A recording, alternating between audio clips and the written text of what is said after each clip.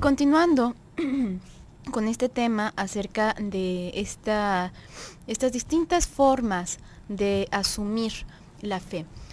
Tú hablabas acerca de las relaciones interpersonales, José Luis, y pensaba que amar a alguien en sí mismo es un acto de fe en gran medida, porque estás depositando en alguien tu confianza, estás depositando probablemente parte de tu integridad, no nada más física, parte de tu integridad emocional, estás depositando mucho en una persona de la cual no puedes suponer, pueden hacerse promesas, puedes conocer a la persona y en función al contexto, bueno, por supuesto que te dice mucho, pero jamás vas a saber de cierto cuál es la intención real de esa persona o lo que siente realmente por ti esa persona, sencillamente porque se trata de otro, porque es otra cabeza distinta a la tuya. A veces ni siquiera tú mismo o tú misma sabes bien qué es lo que quieres o hacia qué lado te inclinas en determinada balanza, ¿no? Entonces, muchas personas, sin darse cuenta, optan por irse a lo seguro, ¿no? Y amarse únicamente a sí mismos, en esta idea de que no se pueden fallar. Amarse a sí mismos también en formas simbolizadas de, puede ser de santos, puede ser de estampas, puede ser de ídolos, puede ser de cualquier cantidad de cosas que se pueden llegar a inventar las personas, pero que no son más que una proyección de una propia necesidad, de un miedo propio y que sencillamente se van desplazando a estos distintos símbolos que van cambiando según la cultura, según el tiempo, digamos, según la época en la que te toque vivir, pero al final de cuentas no son más que símbolos en donde depositas parte de ti mismo y estás como invirtiendo, entre comillas, ese amor o ese libido a tu propia persona, ¿no? Y entonces asumimos que el único amor verdadero, por ejemplo, tiene que ser hacia este tipo de figuras, no hacia una persona, porque una persona sería de poca importancia. ¿Y por qué sería de poca importancia una persona? Bueno, lo que pasa es que probablemente despierta mucho más miedo a una persona porque una persona tiene voluntad propia, una persona no se rige con estas normas que además se inventan con todo y normas, ¿no? Y si haces esto y después de cierta hora y si lo haces X cantidad de veces, entonces va a suceder, y si tú lo repites y si tú verdaderamente lo crees.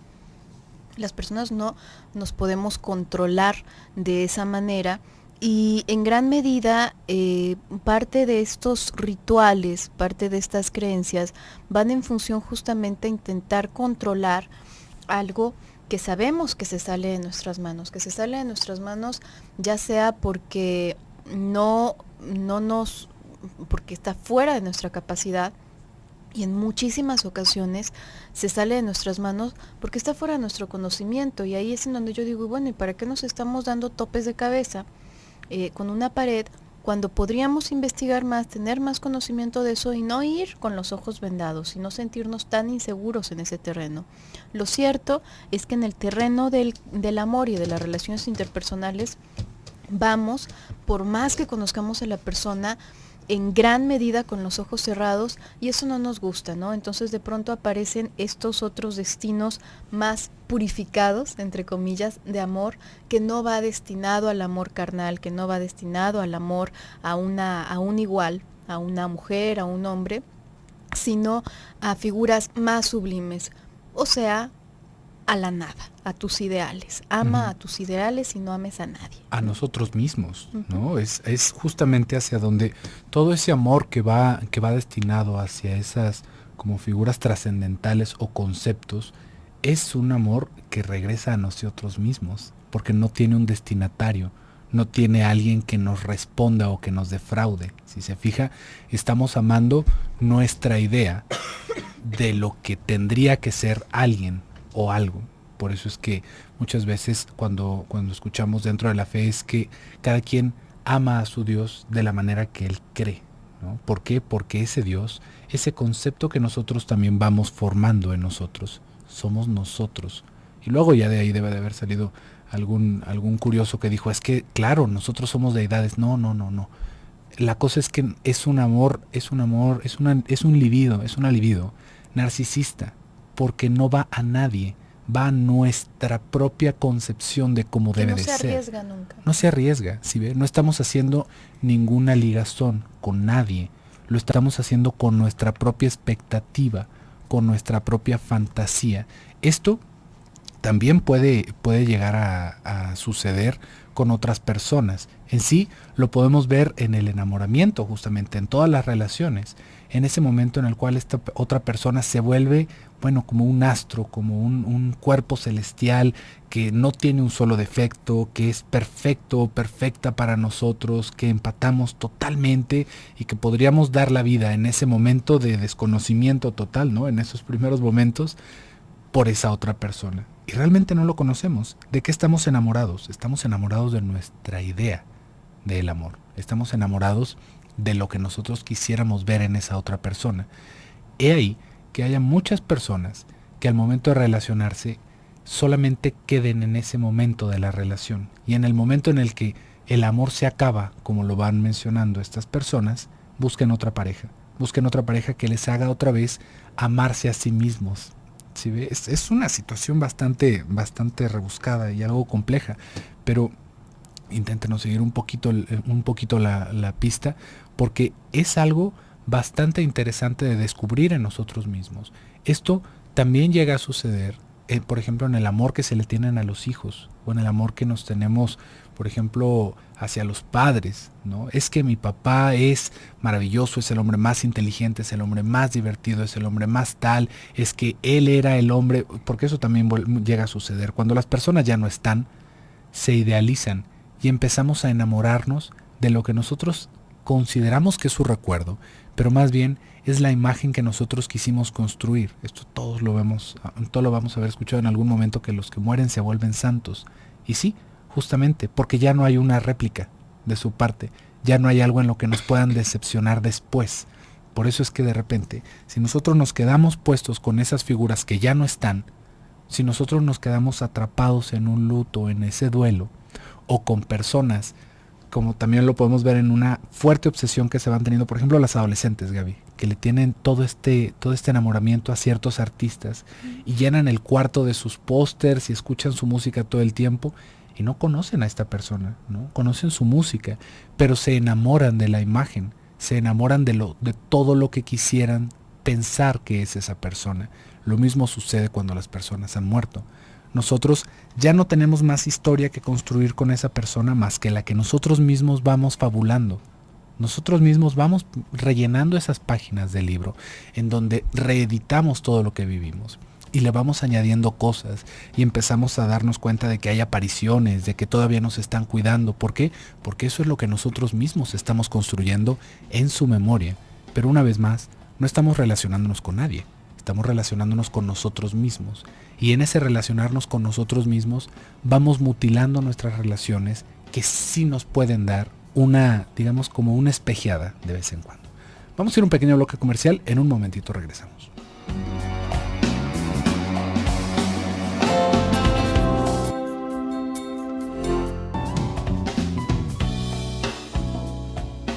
Desde tu mirada, 6:34. Estamos hablando el día de hoy acerca de la fe para construir o para estancar. El día de ayer comentaba un poquito acerca de esta noción de la cual habla Melanie Klein, acerca de, bueno, de la confianza, de la fe, de la gratitud incluso, cómo es que se va desarrollando en función de un contexto que le garantiza, entre comillas, a la persona una constancia tal como para poder confiar que aún estando en un momento adverso, va a llegar algo que pueda reconfortarlo después de eso, que va a volver la madre, que va a suceder algo. Y decíamos, entonces la persona puede ir encontrando ese patrón y puede irse sintiendo confiado, como si estuviese presente esa persona que le cuida, o que se preocupa por él, aun cuando no está presente, y eso lo podemos entender ahora como confianza, como fe, como saber que algo, que vas a estar bien de alguna manera. La persona que no ha vivido así, es curioso porque cuando todas las experiencias han sido predominantemente tortuosas y no se ha podido establecer este patrón de constancia de alguna experiencia buena que llegue a rescatar, no, lo lógico sería pensar que la persona se va a volver desconfiada, que se va a volver huraña y una persona, como dicen a veces coloquialmente, negativa, ¿no? Pero no solamente pasa eso, ocurre algo muy curioso.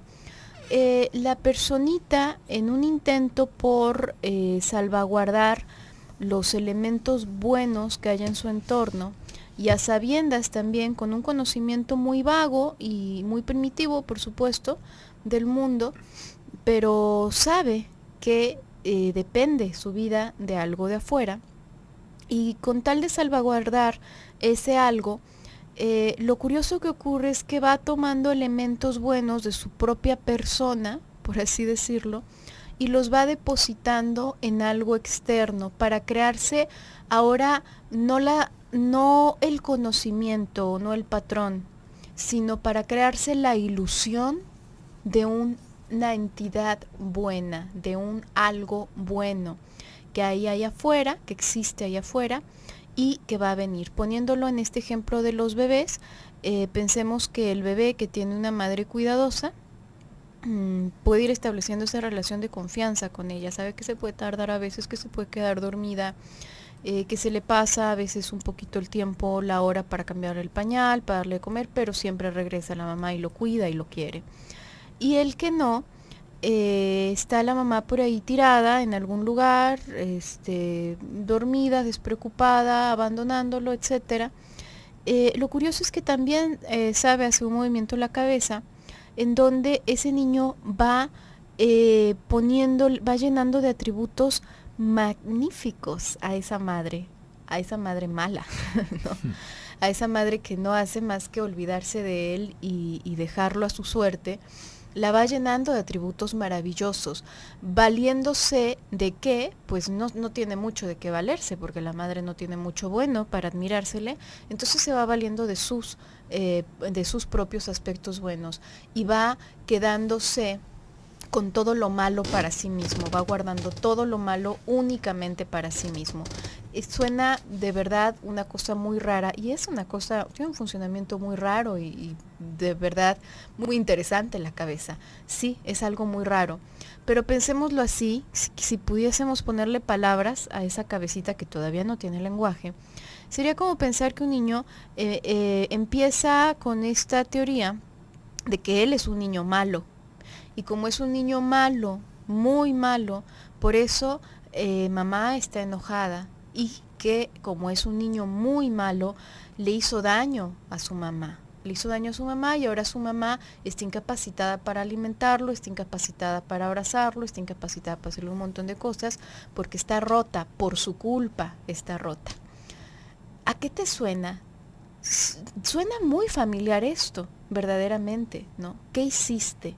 Algo malo hiciste, por tu culpa, por tus pecados, porque estás pensando cosas feas, porque válgame, ya somos más poderosos que cualquier otra entidad, ¿no? Con nuestras omisiones y con con nuestros pensamientos podemos hacer cosas horribles, ¿no? En esta fantasía. Y es que va en la misma dirección que el pensamiento mágico, ¿no?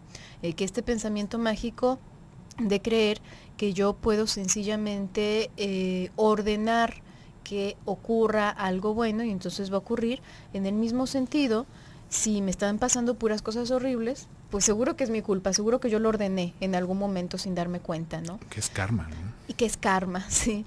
Y esto se convierte en algo sumamente destructivo porque sume a la persona en su condición de miseria. Se conforma la persona con pensar que eso que está sufriendo es algo irresoluble, que es su castigo, y que ya que termine de ser castigado o castigada, entonces viene lo bueno. Y no termina de ser castigado o castigada, ¿Y eso qué significa? Pues que me hace falta más castigo. Entonces síguele y síguele y síguele. Y esto realmente es bastante interesante si le damos una vista de cerca, porque es el más puro pensamiento infantil que nos podemos encontrar. Todo lo que hay, todas las teorías alrededor del castigo que van haciendo los niños, por ahí hay un escrito psicoanalítico que justamente trata este tema, que es pegan a un niño. Y es un tema bastante interesante y profundo, pero básicamente podríamos ver que todos los niños, hayan sido o no hayan sido golpeados, tienen una fantasía alrededor de haber sido lastimados físicamente, o al menos de haber visto que a alguien lo lastimaron, en sueños, en la fantasía, porque hay una cierta relación que se va generando alrededor del castigo y del afecto. ¿Sí ve? Esto es otra cosa que escuchamos, Gaby, es que me pega porque me quiere, ¿no?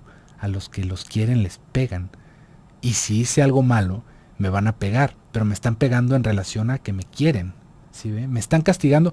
No es así como que me metieron a la cárcel porque me quieren. No, es me pegan, me castigan, me hacen sufrir porque me quieren. Entonces adelante, ¿no? Entonces vale, ¿no? Si usted en algún momento se ha preguntado qué pasa con todas esas personas que tienen esto que de repente es como muy llamativo, ¿no? En la televisión, o cuando se habla de perversiones sexuales, de golpearse a la hora de tener relaciones sexuales, ¿no? Que es todo este asunto de lastimarse o de torturarse, pero consensuado, ¿no? Es así como que ahora a ti te toca darme de patadas, ¿no? Y después a mí me va a tocar darte de cachetadas. ¿Por qué es que esto tiene una relación tan directa con la excitación? ¿Por qué el castigo tiene una relación directa con la excitación? Y ahí en ese texto realmente podemos encontrarlo. Es una cosa bastante profunda y ahorita nos da para pensar alrededor de esto que tú estás diciendo, Gaby, de cómo si nos va mal, no es que digamos, pues ni modo, hombre, pues estas cosas pasan, ¿no? Pues sí. ¿Cómo le hago para que me vaya bien? Claro, hay cosas que realmente no quedan totalmente fuera de nuestro alcance, ¿no? Imagínense, nosotros vamos por la calle con el tiempo apretadísimo, pum, se nos poncha una llanta. Había un clavo a la mitad de la carretera, ¿no? Había un tornillo o algo. ¿Qué hicimos para merecer ese tornillo? Pues nada, ¿no? A final de cuentas es, bueno, pues ni modo, me bajo, cambio la llanta y llego tarde, ¿no? Pero no nos quedamos con pues bueno, son cosas que pasan, ¿qué hice para merecer esto? Oh, Dios mío, ¿qué hice para merecer esto? Ese es el grito de auxilio muchas veces, y la mayoría de las veces. ¿Por qué? Porque está esta relación de que algo malo hicimos, y para nosotros no es necesario hacer algo malo. Acuérdense, nosotros somos criaturas con un inconsciente, con una capacidad abstracta de reflexión, y esto nos puede dar muchísimas herramientas, nos da muchísimas herramientas, pero nos da muchísimas nuevas maneras de enfermarnos. nos da toda la posibilidad de tener pesadillas, por ejemplo. Nos da toda la posibilidad de quedar atrapados en nuestro pensamiento mágico, como esto que ya estabas mencionando, Gaby. Es que yo le dije que fuera a decirle a su mamá que no sé qué cosas, ¿no? Le menté a su madre. Y después de eso chocó, ¿no? Después de eso... He de haber sido mis ¿qué superpoderes. hice? ¿Qué hice? ¿No? O yo estaba muy peleado con mi padre o con mi madre y ese mismo día tuvo un ataque cardíaco.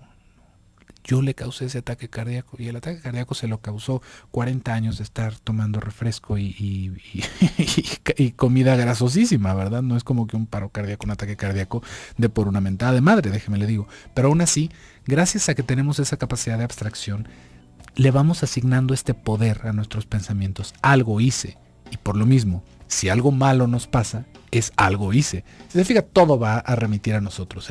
Nosotros podemos ver las estrellas, el programa de Cosmos, aprender sobre psicología, pero a final de cuentas todo va a remitir hacia nosotros en ese pensamiento realmente narcisista que va reinando en nuestra cabeza, porque es una forma de irnos, ¿cómo lo podríamos decir? Como sosteniendo. Es una forma de sostenernos y de darle forma al mundo, pero es algo que tenemos que superar tarde o temprano, ¿no? Vamos a ir a un pequeño bloque comercial. En un momentito continuamos con él.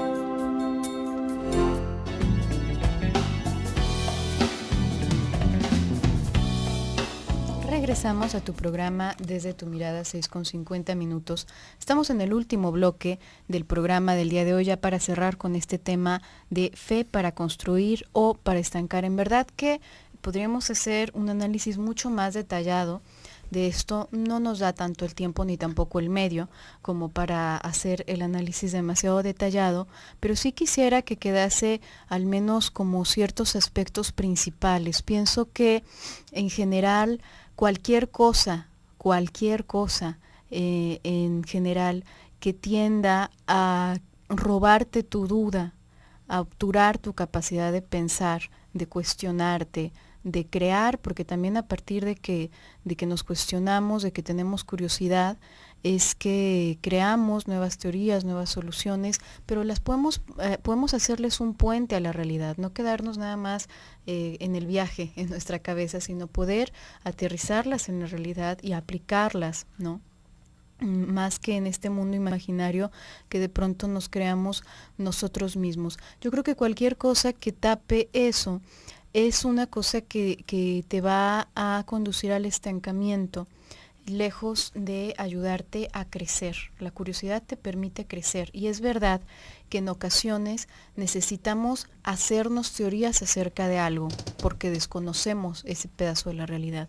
Pero en tanto que esas teorías sean flexibles y nos permitan irlas modificando e irlas evolucionando en función a los nuevos conocimientos que adquirimos, entonces son constructivas, en tanto que son una certeza que aparece para calmar nuestra angustia y no volvernos a preguntar más acerca de este tema. Vamos a decir que esto y punto, y no se pregunta de eso, porque no se debe uno preguntar de eso. Entonces nos están estancando.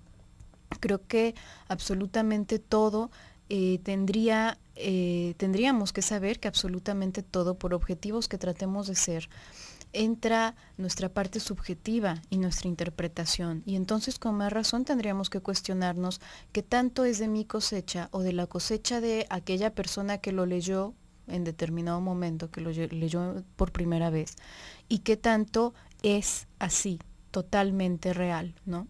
Estaba pensando cómo se llegan a tomar ciertos escritos en diferentes culturas y en diferentes religiones como absolutamente ciertos, ¿no? Y cualquier escrito, absolutamente cualquier escrito, en especial este tipo de escritos, a mí me gusta pensarlos como una metáfora o como un poema, de alguna manera, ¿no? Me venía a la cabeza un pedacito de un poema de Sabines donde le está hablando a su hijo. Él está hablando acerca de la luna y le dice que la luna le pertenece. Él termina el poema diciéndole, te regalo la luna, como te regalo mi corazón y mis días, te la regalo para que la tires. ¿Qué significa eso? Unas personas podrían decir, bueno, pues se la ha regalado para que la desperdicie, ¿no? Para que la tire. Eso entonces vamos a pensar todos que es para que la desperdicie.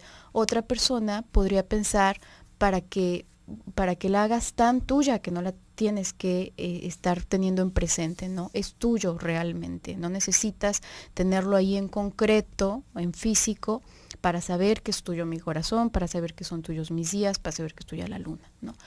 Son distintas interpretaciones y a mí sí me resulta muy interesante cómo tantas interpretaciones tienden a ser tan destructivas cuando hablamos acerca de creencias.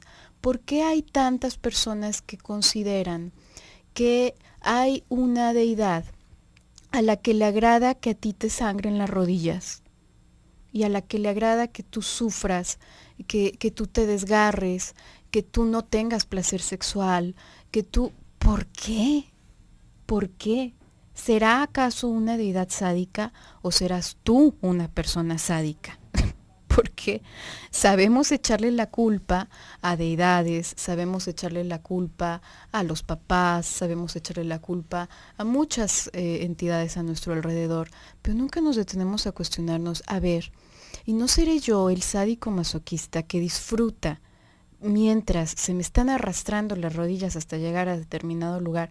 ¿Por qué si yo le obsequio algo bonito a alguien, yo me sentiría alegre de que lo arrastrara? Es más, si le das un perrito a alguien, a tu niño, y tú ves que está rajándole las patitas, arrastrándolo sobre piedras, ay, mira, sí le gustó el perrito que le di, qué lindo. Pues no, a menos que seas muy sádico, ¿no? Entonces, ¿por qué hacemos esas interpretaciones? Y lo más peligroso, ¿por qué las asumimos como absolutamente ciertas.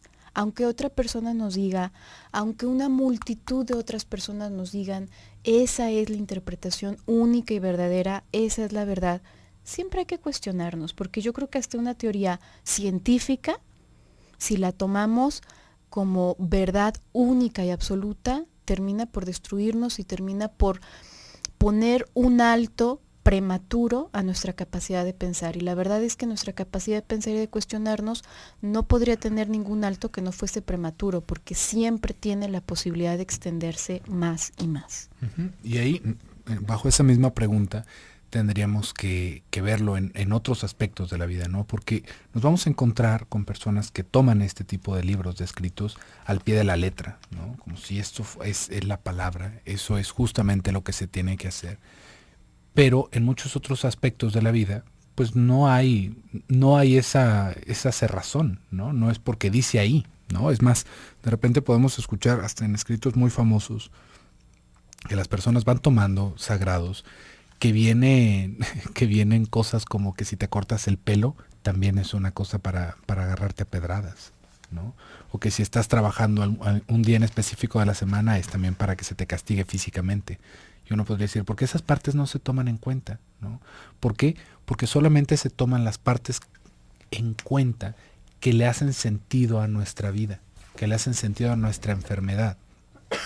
No es como que nos dé la cerrazón de repente o digamos, claro, es que me convertí en un zombie y yo voy atrás de estos escritos o voy atrás de las enseñanzas de fulano de tal, porque ahorita podría parecer que nos estamos refiriendo a algo como muy general, ¿no? A algún tipo de religión, pero pensaba Gaby, no hace mucho había un pastor, ¿no? Una persona que se hizo como un tipo gurú, creo que fue en Brasil, no lo recuerdo muy bien, pero que empezó a decirle a sus creyentes, ¿no? A las personas que estaban cerca de él, haga de cuenta que es una persona como muy de este estilo de New Age, ¿no? De sentarse y platicar sobre las experiencias y los maestros antiguos y lo demás, y la gente, así como en muchas otras religiones, se acerca y se escucha, y empiezan a tomar sus enseñanzas. Dentro de estas enseñanzas estaba el comer pasto. Comer pasto. Así, no se lo estoy inventando. Comer pasto. Era tanta la gente que lo seguía, que no tiene idea del problema de salud que se hizo. Porque la gente empezó a comer pasto. Pasto. Así usted sale, ve su jardín, arranca el pasto y se lo come. Imagínense la cantidad de mugre que tiene el pasto, para empezar. Porque no era como, bueno, un pastel de pasto, ¿no? Un pasto en crema. Desinfectado. No, pasto. Pasto porque esa era una manera de limpiar el cuerpo y de limpiar el espíritu. Comer pasto, ¿no? Pasto. Fíjense nada más a lo que estamos llegando, ¿no? No es que nos refiramos hacia una religión, es que la religión es malvada porque nos lleva, nos controla, es un instrumento de dominación del gobierno. No. Nosotros somos así de brutos para lo que se nos dé la gana. ¿Sí ve? No necesitamos que tenga tanta fama lo que estamos creyendo. Realmente se nos van acomodando estas cosas a nuestra propia personalidad. No necesitamos que tenga mucho prestigio lo que estamos buscando. Ahí tiene este grupo de personas enorme que les dio por comer pasto porque un fulano les dijo que eso les purificaba el espíritu. Pasto, una vez más lo repito.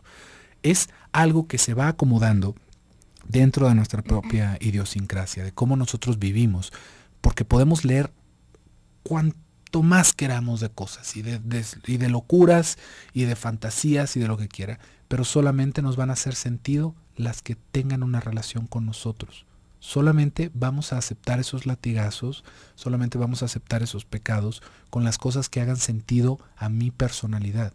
No porque una sí sea verdad y la otra sea mentira, sino porque cada quien se va acomodando en su propia concepción del mundo y de la vida, en la religión, en la creencia, en el dogma, en la filosofía, que más le va yendo con su patología. ¿Por qué? Porque es esto mismo que estábamos diciendo. ¿Realmente se pensará que no es una metáfora? ¿No? ¿Habrá personas que literalmente digan es que así está escrito y así debe de ser? Sí, pero no es porque sea una elección. No es porque en ese momento se nuble el pensamiento. Es porque no hay un pensamiento crítico. Y es porque eso fue lo que se acomodó a lo que se necesitaba para hacerle sentido a nuestra enfermedad. Eso lo podríamos ver, por ejemplo, en cómo se van aceptando estos castigos, ¿no? Cómo se va viviendo arrepentido de todo lo que hacemos, de todo lo que pensamos, y nos vamos acercando hacia una estructura obsesiva, hacia una estructura que está con toda la agresión volteada hacia sí mismo y que solamente tomó un elemento del exterior para hacerle sentido a su propia enfermedad. Entonces no es para estar tirando tierra a las religiones, hay que ver en nosotros qué es lo que le estamos entendiendo y qué es lo que nosotros vamos adquiriendo de lo que escuchamos en la calle. Pero bueno, por el día de hoy se nos ha terminado el tiempo. Muchísimas gracias por el favor de su atención. Yo me despido, soy José Luis Amarripa. Yo soy Gabriela Maldonado, hasta el lunes.